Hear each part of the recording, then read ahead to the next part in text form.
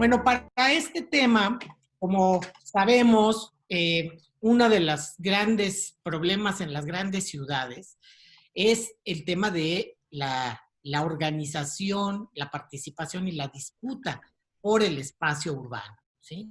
Y muy especialmente también por el espacio público.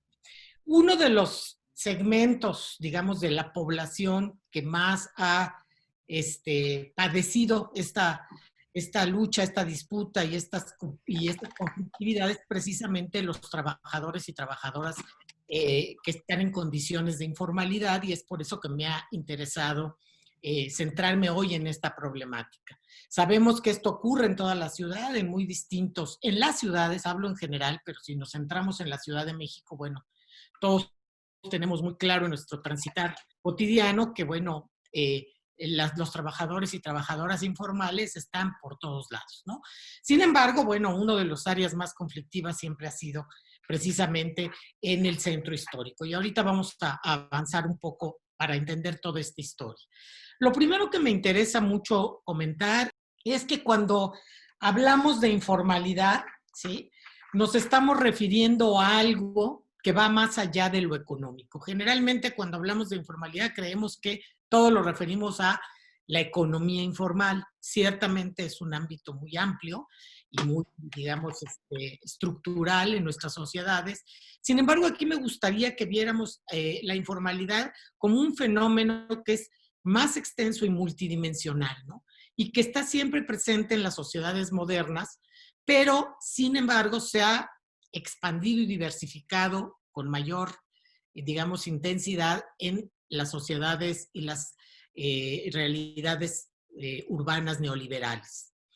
¿Esto a qué refiere? Refiere, cuando hablamos de informalidad, no estamos hablando de un fenómeno de desbordamiento de los ámbitos institucionales y normativos del Estado y de los gobiernos con relación a actividades de muy diverso tipo. Como les decía, desde luego están tal vez en primera instancia las económicas, ¿no? Pero en el ámbito político, en el cultural y en los procesos de gestión de diverso nivel, la informalidad está presente. Entonces, cuando hablamos de informalidad, estaríamos también refiriéndonos a todo aquello que se gesta y ocurre y se reproduce también por fuera, digamos, de los márgenes normativos y de las instituciones. Y que podemos decir funciona de manera paralela a lo que reconocemos normalmente como el sistema legal, a las dinámicas formales instituidas y también a las convenciones sociales.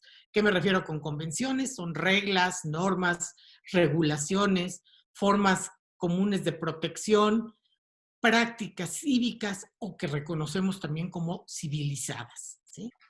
Entonces, si lo vemos de esta manera, nos damos cuenta que no se trata únicamente de un sector o una actividad específica, sino de un conjunto de prácticas y procesos que se desarrollan dentro de estos parámetros de exterioridad que yo les mencionaba, ¿no? De periferia, y que son sustentados por amplios grupos de la población, por ciertos actores sociales y también de manera particular por individuos, digamos, aislados, ¿sí? Entonces, en ese sentido, diríamos también que es importante hablar de que cuando hablamos de informalidad, ampliar lo que llamaríamos la geografía de la informalidad, ¿sí? Que no se reduce solo a los parámetros tradicionales, sino la podemos reconocer como un conjunto de condiciones de existencia y actividades que se generan originalmente desde las poblaciones, digamos, periféricas. No me refiero solo periféricas territorialmente hablando, sino periféricas desde el punto de vista económico y político también, que de muchas maneras podemos ver ahora como poblaciones en franca expansión en nuestras sociedades urbanas, ¿no? Me refiero a poblaciones de muy diverso orden, por ejemplo, desde luego, comerciantes en vía pública, lo que en otros momentos se han llamado paracaidistas, es decir, la gente que llega y se instala de manera, digamos, informal y en asentamientos irregulares, a los franeleras, los lavacoches, incluso a las trabajadoras domésticas, diableros, ¿no? Limpiadores de calzado, músicos, despachadores de gasolina, artesanos, bueno, todo esto solo por mencionar algunos de ellos. O sea, esto no es solo para dar una idea de que estamos hablando de muchos sectores muy distintos. Entonces, todo esto nos lleva a identificar la informalidad en dos dimensiones especiales. Por una parte, sí, como un problema o una problemática a atender. Y ahorita después, más adelante, voy a decir por qué. Pero también, por otra parte, es una realidad cada vez más tangible que es necesario gestionar y atender, ¿no? Es decir, ¿por qué? Porque es una realidad que no podemos negar, que como dijimos está cada vez más en expansión y que no solamente es un problema, también es una realidad que tiene una utilidad y una función efectiva en nuestras sociedades por el tipo de recursos que generan y porque también resuelven o atemperan un conjunto de problemas. Me refiero sobre todo aquí sí problemas laborales, problemas de actividades necesarias para la reproducción, problemas de consumo y de distribución, etcétera, etcétera. Entonces, todo esto hace que pues sea innegable su presencia y expansión y que incluso si nos vamos a los datos duros, en la mayor parte de las sociedades urbanas, estoy hablando sobre todo de los países en desarrollo y particularmente en América Latina, podemos con toda tranquilidad afirmar que esta población corresponde a más de la mitad de la proporción de población urbana en nuestras ciudades. O sea, es algo, una realidad más que imperiosa, como no solamente es, como insisto, un problema, sino algo en lo que tenemos que poner mucha atención porque está teniendo un peso muy fuerte, muy específico en nuestras sociedades. Esto nos lleva, por lo tanto, también a reconocer que es la diversidad y complejidad de este fenómeno, ¿no? Es decir, no solamente es la población que está en ciertas circunstancias, que no tiene acceso a derechos, a protección social, etcétera, sino es una densa red de relaciones, de formas de negociación e intercambios entre muy numerosos actores urbanos que no se circunscriben únicamente al clientelismo tradicional. Eso es parte del asunto, pero no necesariamente ser informal es ser clientelar, ¿no? Y tampoco se corresponden con una subordinación política o económica. Hay gente que trabaja y vive en la informalidad y más bien son trabajadores, como ustedes lo saben, por su cuenta, ¿no? Y que no necesariamente están en una condición subalterna, ¿no? Entonces, todo esto nos lleva, pues, ha llevado a esta población, ¿no?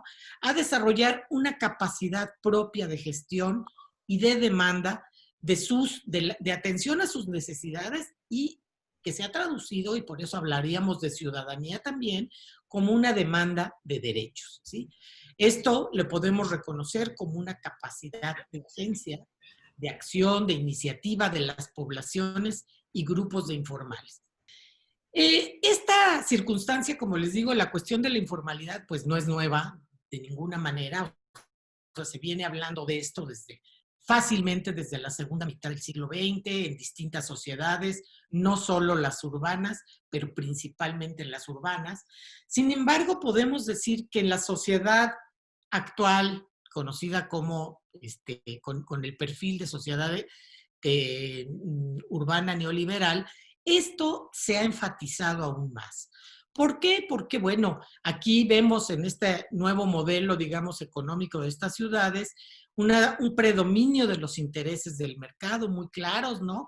Y de la reproducción del capital, donde todo preponderantemente se orienta hacia la generación de plusvalía y de todo tipo de ganancias, ¿no? Esa es así como la lógica más elemental con la que funciona la economía en términos generales en estas sociedades, ¿no? También hay una clara tendencia a la privatización de los bienes recursos y servicios urbanos. Creo que eso lo tenemos a la orden del día, no es nada ajeno. Y todo esto hace que se genere de manera creciente mayor polarización, fragmentación y, desde luego, desigualdades sociales, tanto en lo económico como en lo cultural, lo territorial, etcétera. Cuando hablamos de las características de esta ciudad neoliberal, pondríamos de relieve, por ejemplo, cosas como el papel activo, cada vez más dinámico de los inversionistas y el mercado inmobiliario en la reorganización del territorio, en el aprovechamiento de los recursos urbanos y en la asignación de recursos financieros. Es algo que algunos autores como David Harvey, por ejemplo, ha nombrado como gobernanza empresarial, donde los grupos privados, las élites privadas, financieras, económicas, tienen cada vez mayor injerencia en este tipo, digamos, de decisiones sobre la ciudad. Entonces, todo esto ha conducido, entre otras cosas, a esto que podríamos llamar la mercantilización y revaloración del espacio urbano y del espacio público en particular en otros términos, en otra perspectiva, ¿no? Estas circunstancias, como es obvio, ¿verdad?, nos van mostrando, poniendo en evidencia que la ciudad se erige cada vez más como un ámbito de disputa, ¿no?, de conflicto entre los diversos actores y grupos sociales que la poblamos, que la habitamos o que la usamos incluso de manera, digamos, transitoria, pero aunque no vivamos aquí, ¿no? Aquí se destapan muchísimas demandas y reclamos por el espacio, por los bienes públicos, por los servicios, los usos del suelo e incluso la calidad de vida.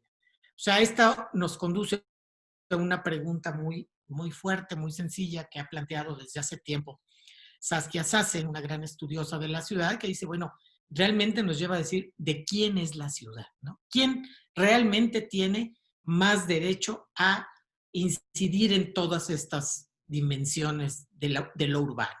Entonces, decimos que, bueno, tomando en cuenta todo lo que he comentado hasta aquí, podemos decir, para irnos centrando un poco más en el tema de hoy, que todo esto tiene una particular expresión en la disputa por los bienes públicos, o sea, lo que en teoría debiéramos saber que es de todos y nos pertenece a todos, ¿no?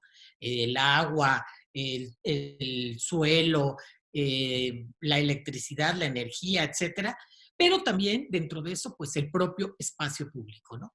Como su nombre lo indica, el espacio público, por definición, prácticamente es una entidad que debiéramos asumir como de libre acceso, en la que todos tenemos derecho y en la que todos tendríamos que tener también injerencia para su uso, su usufructo y la definición de sus usos, ¿no?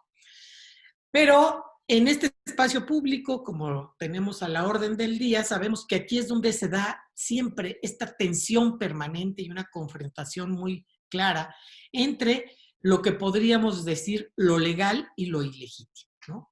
¿Quién pone las normas y quién las puede ejecutar?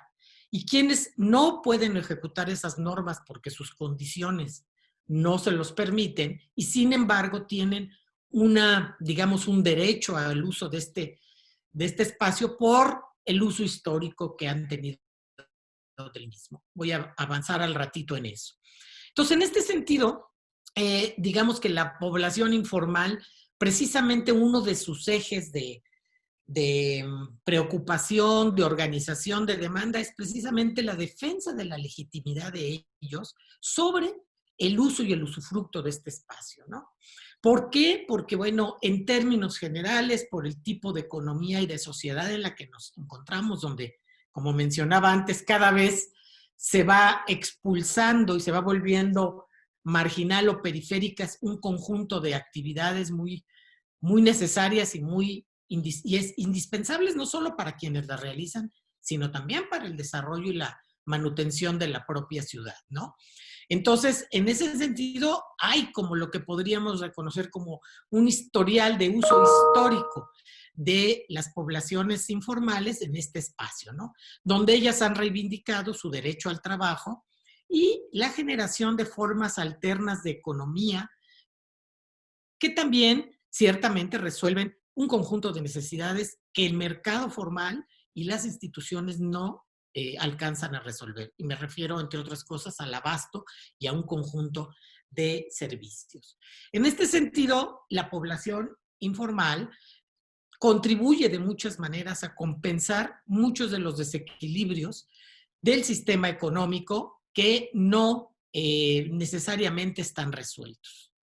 En este estira y afloje, en esta tensión permanente, por un lado podemos decir que los propios, la propia población informal, y aquí me quiero referir sobre todo, voy centrándome más en el comercio informal, el comercio callejero, cómo han ido instrumentando distintas formas de negociación y reconocimiento de derechos ante los gobiernos, y cómo los gobiernos también, bueno, han tenido que voltear de una manera o de otra a atender esas demandas.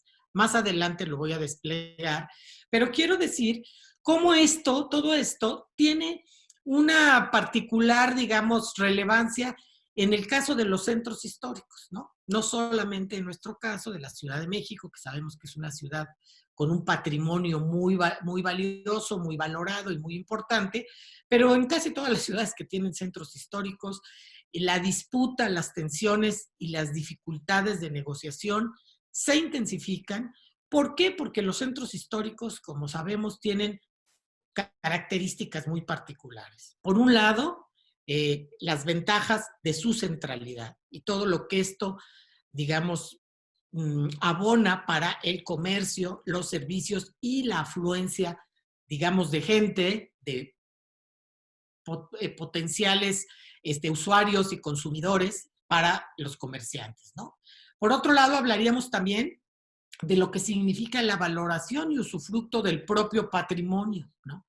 Por su carácter simbólico y cultural, como un atractivo en muchas dimensiones para la población en general. Y en tercer lugar, muy ligado a las dos anteriores, bueno, vendría también una tercera, una tercera dimensión, que es la que tendríamos que relacionaríamos con lo que es la actividad turística, ¿sí?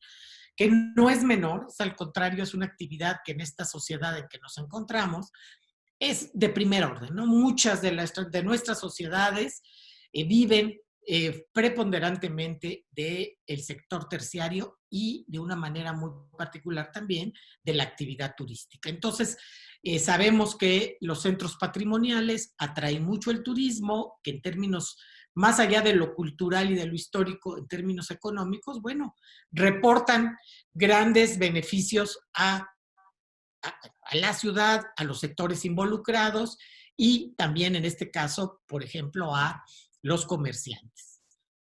Entonces, ante toda esta problemática, creo que podríamos, o me interesa a mí, distinguir para la gestión de lo que podríamos llamar el comercio informal, cómo ha habido, no es solo ahora, es histórico este asunto, pero ha habido dos grandes líneas, ¿no? Una, la gestión que se realiza desde las instituciones y a través de las políticas urbanas, que han sido casi siempre orientadas más bien con el enfoque de atender un problema, ¿sí? Un problema generado por una población, sujetos incómodos, no deseables, que generan conflicto, inseguridad, etcétera, ¿no? Y que todo esto se vuelve problemático en función de un desarrollo urbano, digamos, más planificado, de un ordenamiento territorial idóneo y de lo que podríamos llamar también una supuesta o deseable incluso también en cierta medida, civilidad en el manejo y en el uso del espacio público. Esto es por un lado, ¿no? Por otro lado, también históricamente, por obvias razones, esta gestión se ha echado a andar desde los propios comerciantes callejeros, es decir, desde la gente que ha sido principalmente afectada por todo este problema, ¿no? Y donde han buscado sistemáticamente, estoy hablando desde los 60, 70 y hasta la fecha, ¿no? Pactar y asegurar con las instituciones su inclusión en este orden urbano y también ser parte de los beneficiarios de las políticas públicas del espacio público, ¿no? En este sentido entraría la dimensión de la ciudadanía, porque esta búsqueda de, en este caso de los comerciantes, tiene mucho que ver con la búsqueda de el reconocimiento de sus derechos ante la ciudad y ante el espacio público en particular. En este sentido, como les decía, la regulación del comercio informal callejero en la Ciudad de México es de larga data. Hay una trayectoria muy interesante de negociación con los gobiernos, particularmente de la ciudad, ¿no? Que siempre ha sido pues una relación tensa y conflictiva, porque, bueno, por todos los motivos y los elementos que están en juego que ya mencionamos, ¿no? Entonces, siempre está también en el fondo está la disputa entre lo legal y lo legítimo. ¿Qué tiene más valor? ¿Qué es a lo que se le debe dar preponderancia? ¿O cómo equilibrar ambas dimensiones? Que yo creo que sería la apuesta realmente, ¿no? Y ahí, en este sentido, con todo y todo, ha habido un proceso paulatino de inclusión, digamos, de esta población a ciertos reconocimientos, cierta protección, ciertos derechos, ahorita vamos a ver, por las luchas de los comerciantes, por la demanda de atención a sus necesidades, que ha ido generando a lo largo de las décadas lo que podemos reconocer como un tipo de derechos adquiridos. Ahorita regreso a lo de la cuestión de los derechos adquiridos, pero quiero decir que esto que he estado mencionando, en el momento actual, en el siglo XXI, digamos de manera más clara, podemos decir que se puede visualizar de manera muy tangible, pues, por ejemplo, en las políticas de reordenamiento urbano que se han echado a andar en muchas ciudades y en la nuestra, por supuesto, también, con una lógica, digamos, neoliberal, ¿no? Que tiene que ver con todo lo que ya mencioné antes, ¿no? De mercantilización de los recursos, de turistización de las zonas, de usufructo del espacio público, etcétera, etcétera, ¿no? Pero donde han sido modalidades gubernamentales casi siempre con participación de capital privado para la recuperación, valorización y preservación de ciertas zonas urbanas, como el centro histórico, que genera, por un lado, sin duda alguna, muchos beneficios y respuesta a necesidades claras, ¿no? Pero que también, en muchos casos, genera perjuicios importantes para la gente que en condición de informalidad ha trabajado históricamente en estos espacios, ¿no? En este sentido, el espacio público podemos verlo, por un lado, como un objeto efectivo y necesario de intervención de la acción pública. O sea, es indudable que los gobiernos, las instituciones, las políticas tienen un papel fundamental para entrar a regular, a poner orden en muchos sentidos y a establecer ciertas, digamos, formas de interacción y de legalidad de participación en el espacio público. A eso se le ha llamado más recientemente la gobernanza urbana. En este sentido, bueno, en parte de la gobernanza urbana, una de las estrategias es esta que yo les mencionaba, los programas de reordenamiento, ¿no? Que este tipo, digamos, de estrategias ha tenido, por ejemplo, está orientada al rescate y recuperación de un bien público, ¿sí? Pero que generalmente va acompañada casi necesariamente hasta la fecha, así ha sido, ¿no? De una tendencia a la exclusión de los actores ocupantes de este espacio, ¿sí? O sea, estas acciones que se han mencionado también como de limpieza social, de higienización, de civilización inclusive de estos espacios, ¿no? Entonces, muchas de estas políticas han avanzado por el lado del, digamos, de los desalojos, del hostigamiento e incluso muy frecuentemente también de la criminalización de quienes ocupan el espacio público para este tipo de actividades de carácter informal, ¿no? Entonces, ha habido también en este sentido muchas dificultades de las instituciones para buscar una forma, digamos, de negociación, de gestión, que implique o que esté orientada a integrarlos a través de una negociación, de la gestión conjunta y de la corresponsabilidad con ellos, ¿no? Entonces, por un lado, dijéramos, viendo así de manera muy esquemática y amplia esta problemática que se ha generado o que más bien que ha existido desde hace mucho en las tensiones en el espacio público y la población en condición de informalidad, podemos decir que habría dos perspectivas que en lo particular a mí me interesa poner como alternativas, no son, digamos, ideas mías nada más, o sea, hay muchos autores que las han promocionado y que han propuesto estas salidas, y una de ellas tiene que ver, por ejemplo, cuando hablamos de esta gobernanza desde los gobiernos, hablar de una gobernanza de un nuevo tipo, que estaría también orientada a generar un tipo de gestión con la integración y la participación de los actores involucrados. Podríamos decir, a grosso modo, con participación ciudadana, ¿no? Generar en este sentido una política de gestión de nuevo tipo que, más que llegar a informar de lo que va a pasar con ese espacio, a dar plazos y fechas de desalojo y de expulsión, se pensara en procesos de consulta, de colaboración y de gestión conjunta entre comerciantes, en este caso, y gobierno.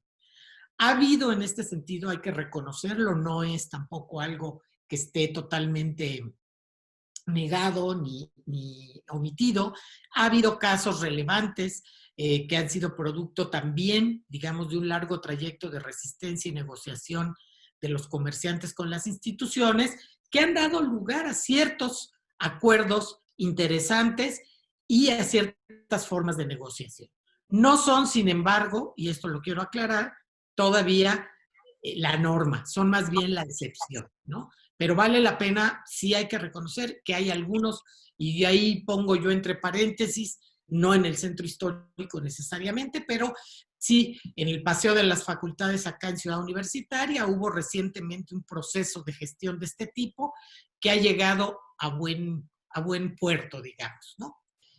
Por otro lado, podríamos hablar, cuando hablamos de gobernanza de nuevo tipo, de algo que algunos autores, digamos, sobre todo no nacionales, extranjeros, como un indio de la India, que es Partha Chatterjee, o el mismo Michel Foucault en otros momentos, hablaron de esta cuestión que se llamaba la gubernamentalidad, ¿sí? Está muy ligado a la gobernanza, pero tiene un enfoque muy particular porque implica, por ejemplo, pensar en una apertura del sistema, es decir, de los gobiernos, de las instituciones, a generar fórmulas diversas de negociación, de tolerancia e incluso de reconocimiento y legitimación con respecto a este tipo de poblaciones en condiciones de informalidad, ¿no? Aquí se hace, digamos, un énfasis y un llamado a la necesidad de instrumentar una política de la diferencia, ¿no? Es decir, no tratar a todos con el mismo rasero cuando las condiciones en que la gente en condición de informalidad son muy diversas, ¿no? No es lo mismo un comerciante ambulante que un músico que anda tocando en la calle, que una trabajadora doméstica o que, por ejemplo, los lavacoches. O sea, tienen condiciones muy distintas, ¿no? Entonces, en este sentido, se hace énfasis en el proceso de avanzar hacia un proceso de reconocimiento y acreditación de ciertos derechos, ¿no? Los pongo entre comillas, llamados derechos a modo, ¿no? Entitlements, ¿no? Que no son derechos, los derechos formales que todos conocemos, que responden a poblaciones casi siempre en condiciones de formalidad, de trabajo formal, de ingresos formales, de desarrollo de actividades y de inclusive de formas de convivencia en condiciones, digamos, de regulación que tienen derecho a muchos beneficios. Aquí estamos hablando precisamente de esos grandes sectores de la población que están por fuera de esas condiciones y que por lo tanto muy difícilmente pueden responder, por ejemplo, a las exigencias de la legalidad, ¿no? De pagar impuestos, de mantener, digamos, un conjunto, digamos, de normas de sus establecimientos, porque simple y sencillamente están muy, digamos, desprotegidos con relación a sus propios ingresos, ¿no?